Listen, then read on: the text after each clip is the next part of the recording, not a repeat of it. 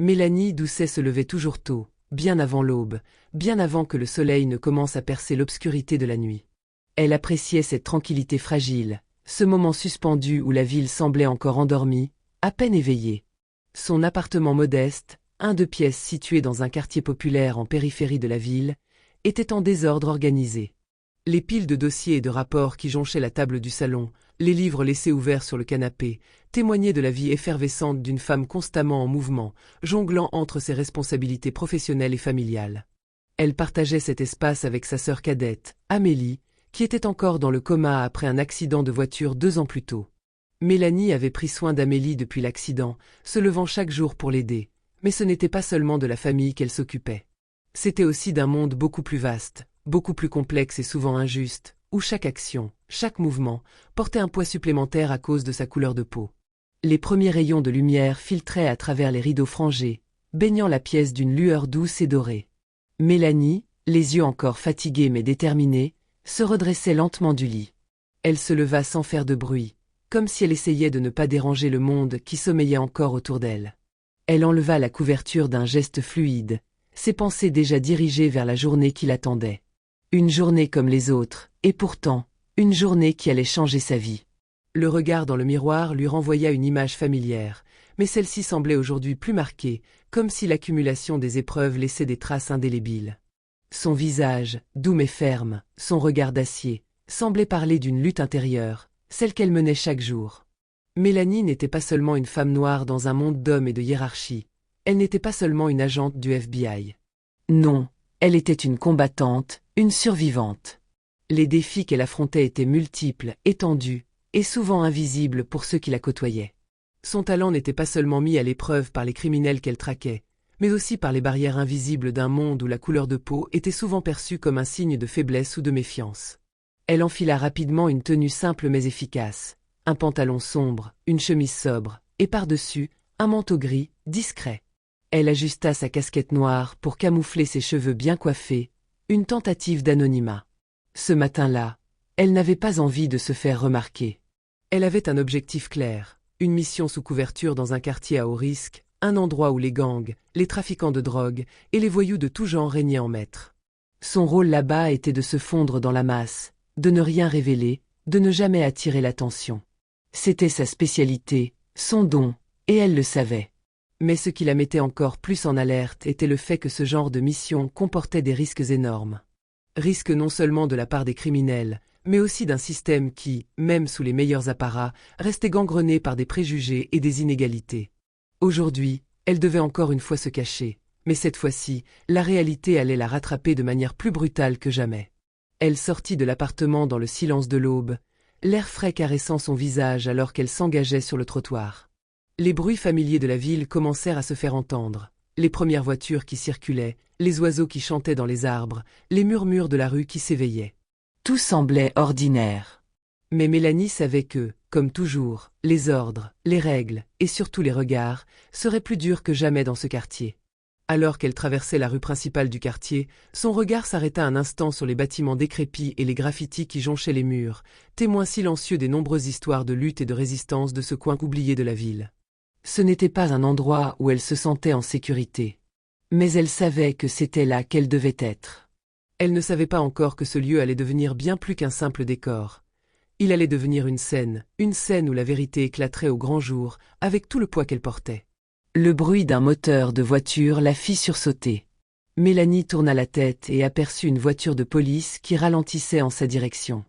L'agent Lefebvre, un homme dans la trentaine au regard dur et au geste vif, la fixait à travers son pare-brise. Mélanie sentit un frisson la parcourir, une sensation familière qui lui glaça l'échine. Elle n'était pas étrangère au regard scrutateur, au jugement hâtif, mais il y avait quelque chose de particulièrement menaçant dans celui de Lefebvre. Il n'avait aucune idée de qui elle était, mais il avait déjà fait son jugement. Un jugement basé sur rien d'autre que l'apparence. Le véhicule s'arrêta brutalement juste à côté d'elle. Lefebvre baissa la vitre avec un geste mécanique, sans un mot, mais son regard ne la quittait pas. Mélanie, malgré sa formation, sentit une tension palpable. Il n'avait même pas pris la peine de poser une question, ni de l'interroger pour savoir ce qu'elle faisait dans ce quartier. Il était déjà convaincu qu'elle était coupable de quelque chose, qu'elle appartenait à cet univers de méfiance et de danger, et cela, juste à cause de sa couleur de peau. « Et, vous, là » lança-t-il d'un ton sec, presque autoritaire. « Qu'est-ce que vous faites dans ce coin ?» Mélanie, qui savait mieux que quiconque qu'une mauvaise réponse pouvait dégénérer en une confrontation violente, choisit ses mots avec une précision méticuleuse. Sa voix, calme mais ferme, résonnait dans l'air frais du matin, presque glacée par la tension qui montait déjà entre eux. « Je vais juste au marché. » Mais elle ne se doutait pas que cette simple phrase, prononcée dans le ton détaché d'une personne habituée à gérer les tensions, suffirait à exciter l'agent Lefebvre, déjà sur le qui-vive. Lefebvre, les sourcils froncés et l'air visiblement irrité, sortit de son véhicule avec une rapidité presque impulsive. Il se dirigea vers elle, chaque pas soulignant une défiance inconsciente, un regard qui la scrutait comme si chaque geste, chaque mouvement qu'elle faisait était un indice de culpabilité. Mélanie, toujours calme, ne s'attendait pas à cette escalade soudaine. Sans raison apparente, il se dirigea vers elle, et d'un geste brusque, la saisit par le bras, serrant plus fort que nécessaire. « Vous n'êtes pas d'ici. Vous êtes suspecte. » Ces mots étaient lourds de préjugés, de ce fardeau invisible que portait Mélanie à chaque instant, chaque geste, chaque rencontre. La seule couleur de sa peau semblait suffire pour que Lefebvre l'associe à un monde qu'il ne connaissait pas, à une menace qu'il avait déjà imaginée. Il y avait une violence silencieuse dans cette phrase, comme si, par sa seule présence, Mélanie avait enfreint une règle qu'il n'avait jamais questionnée. Mélanie, figée un instant par la brutalité de la prise, se sentit envahie par une onde de choc. Comment un policier pouvait-il agir ainsi, sans preuve, sans même chercher à comprendre? Mais elle savait ce qu'il fallait faire.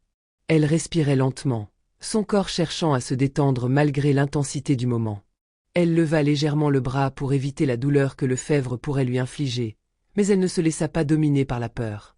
Elle ne pouvait pas se laisser emporter par l'instinct, elle devait garder le contrôle. « Je suis une agente du FBI. Vous faites une grave erreur. » Ces mots étaient prononcés calmement, mais la tension était palpable dans la voix qu'elle avait choisie. Elle savait que, dans cette situation, chaque mot pouvait être interprété de manière erronée, mais elle n'avait pas le choix. Elle devait le faire comprendre. Son badge restait caché dans sa poche, et pourtant, tout en elle criait qu'il fallait l'exhiber, sans hésitation. Lefebvre, cependant, était bien trop emporté par sa propre certitude pour l'écouter. Il haussait le ton, les paroles devenant de plus en plus venimeuses. « Vous pensez pouvoir vous en sortir comme ça? Vous êtes coupable, il n'y a pas de doute. » La certitude dans ces mots avait quelque chose de glaçant, comme si, dans son esprit, Mélanie n'était déjà plus qu'une suspecte parmi tant d'autres, une silhouette à stéréotyper. Ces accusations, dénuées de fondement, résonnaient dans l'air chaud de la rue, et Mélanie sentait la pression augmenter.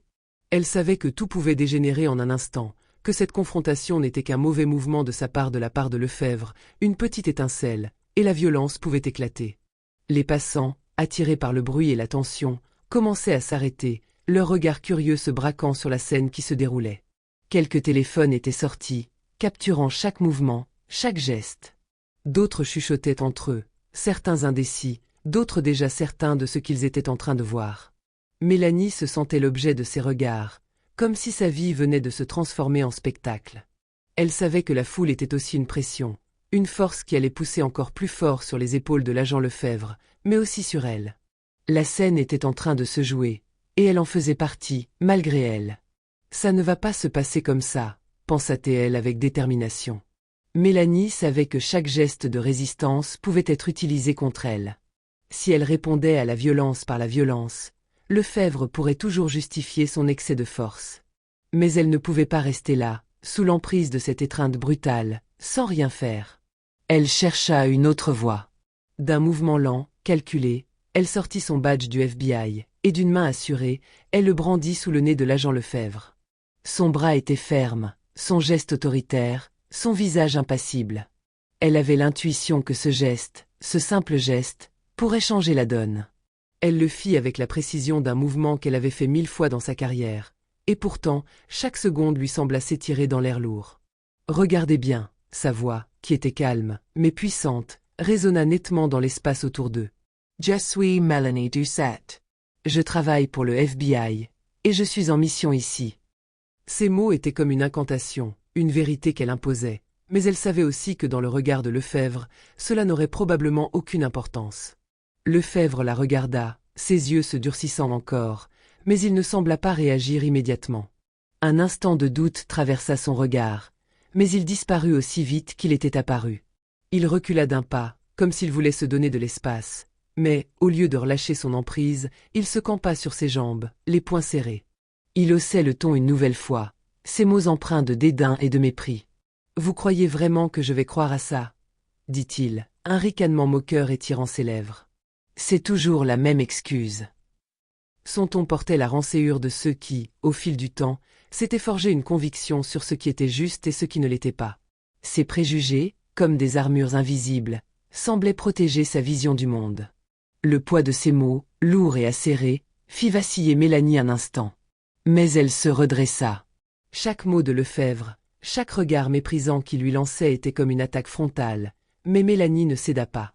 Elle se tenait droite, les épaules raides, les yeux ancrés dans ceux de Lefebvre. Elle savait que ce moment était bien plus qu'une simple altercation. Ce n'était pas seulement une question de légitimité.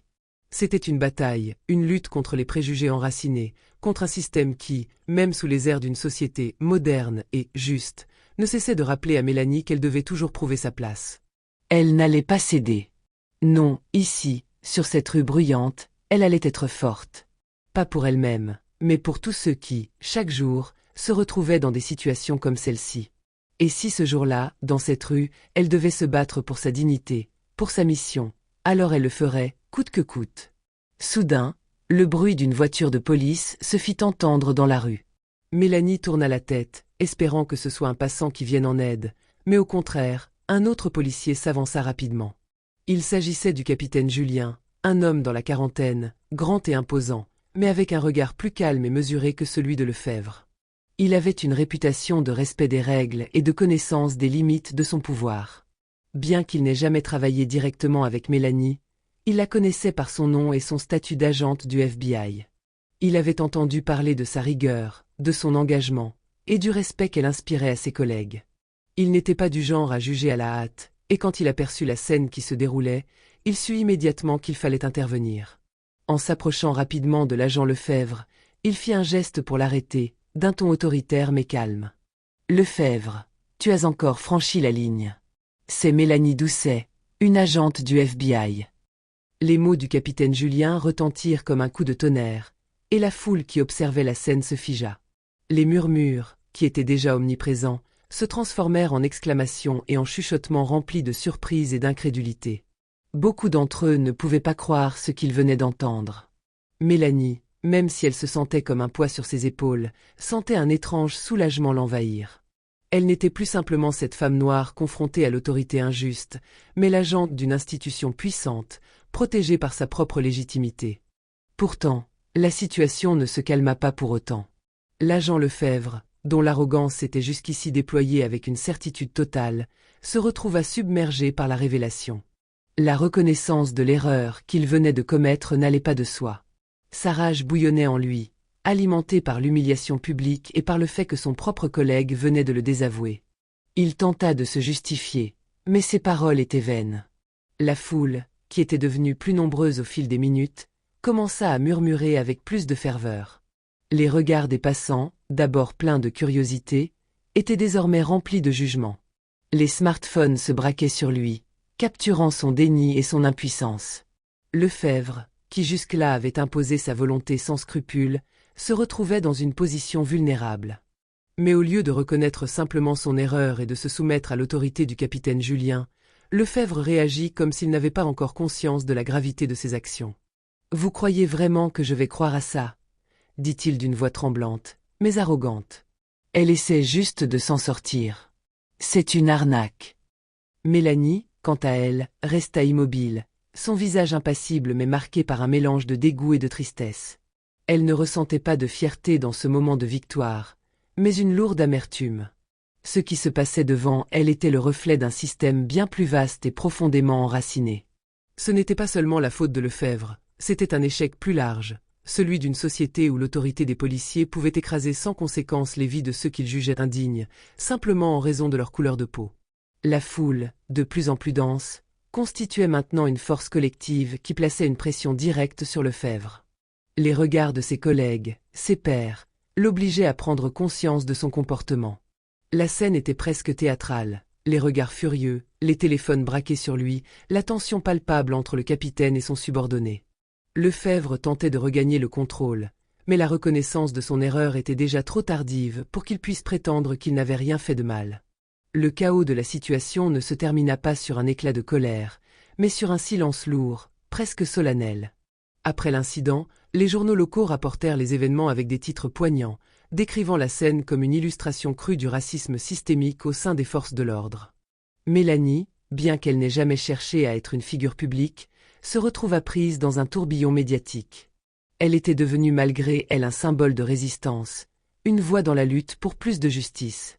Mais elle savait que ce n'était pas la gloire qui l'avait amenée ici, ni même la reconnaissance publique. Ce jour-là, elle avait été confrontée à la cruauté d'un système qui, dans sa manière de déshumaniser, ignorait la complexité des individus. Et elle savait qu'il était de sa responsabilité de continuer à se battre. Pour Mélanie, la suspension de Lefebvre et l'ouverture d'une enquête étaient des résultats importants, mais il ne suffisait pas à effacer les cicatrices profondes laissées par l'incident. Ce qu'elle avait vécu ce jour-là n'était pas une simple erreur, c'était un appel à l'action. Un cri pour la justice, pour l'égalité, et pour la fin de l'impunité. Elle savait que ce n'était que le début d'un combat beaucoup plus vaste. Elle n'était pas simplement une agente du FBI. Elle était désormais un symbole vivant de la résistance, de la dignité et de la lutte contre l'injustice systémique. Et sa mission venait de prendre un tournant décisif.